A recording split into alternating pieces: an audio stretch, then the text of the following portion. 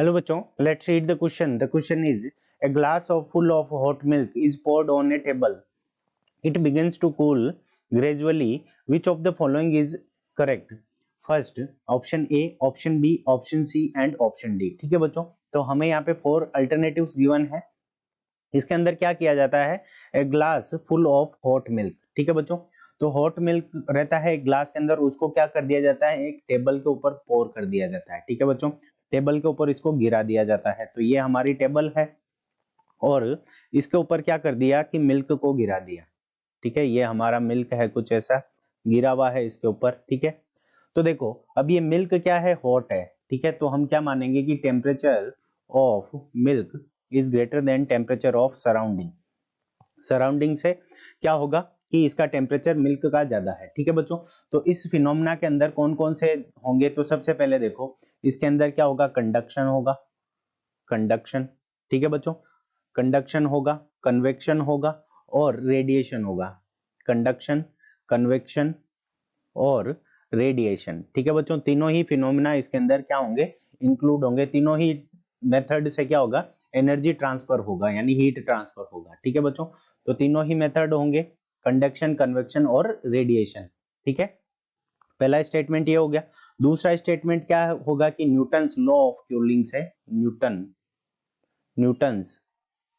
Newton's law of cooling. ठीक है बच्चों, न्यूटन्स लॉ ऑफ कूलिंग और हीटिंग से हम क्या कह सकते हैं कि जो एनर्जी ट्रांसफर होगा, रेट ट्रांसफर होगा हीट का, वो क्या होगा कि धीरे धीरे कम होता जाएगा. Newton's law of cooling, Newton's law of cooling. ठीक है बच्चों, न्यूटन्स लॉ ऑफ कूलिंग से हम क्या कह सकते हैं कि जो एनर्जी ट्रांसफर की रेट होती है, ठीक है बच्चों, वो क्या होती है एनर्जी ट्रांसफर? तो जैसे मान लेते हैं heat transfer delta Q upon delta T, यानी टाइम पीरियड के साथ में इसका जो होता है वो किसके प्रोपोर्शनल होता है? डेल्टा टी, यानी टेम्परेचर डिफरेंस के प्रोपोर्शनल होता है. अगर टेम्परेचर डिफरेंस कम होता जाता है तो जो हीट ट्रांसफर की रेट होती है वो हमारी क्या होती है बच्चों? कम होती जाती है. ठीक है बच्चों, और क्या होता है कि जो टेम्परेचर डिक्रीज होता है वो क्या होता है? एक्सपोनेंशियली डिक्रीज होता है. ठीक है बच्चों, टेम्परेचर डिक्रीज, ठीक है, टेम्परेचर फॉल, ठीक है, टेम्परेचर फॉल ऑफ, जो टेम्परेचर फॉल ऑफ होगा वो हमारा क्या होगा? एक्सपोनेंशियली होगा, एक्सपोनेंशियली. ठीक है बच्चों, जो टेम्परेचर फॉल होगा वो हमारा क्या होगा? एक्सपोनेंशियली होगा. यानी इनफाइनाइट टाइम के अंदर क्या होगा कि मिल्क का टेम्परेचर और सराउंडिंग का टेम्परेचर इनफाइनाइट टाइम पीरियड के अंदर वो क्या होगा? इक्वल होगा. ठीक है बच्चों, तो देखो हम देखते हैं कि तीनों स्टेटमेंट हमारे ये तीनों ही क्या है? करेक्ट है. पहले तो टेम्परेचर एक्सपोनेंशियली फॉल होगा और जो रेट ऑफ ट्रांसफर होगा हीट का वो क्या होगा कि वो टेम्परेचर डिफरेंस पे डिपेंड करेगा. अगर टेम्परेचर डिफरेंस ज्यादा होगा तो स्टार्टिंग में जो हीट ट्रांसफर होगा वो ज्यादा होगा और बाद में हीट ट्रांसफर कम होगा. और तीनों ही तरह के मोड काम आएंगे, कंडक्शन, कन्वेक्शन और रेडिएशन. तीनों मोड से क्या होगा? हीट ट्रांसफर होगा. अब हम देखते हैं ऑप्शंस क्या क्या गिवन है.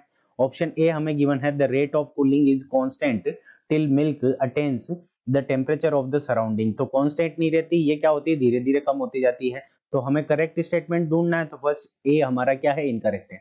The temperature of milk falls off exponentially with the time.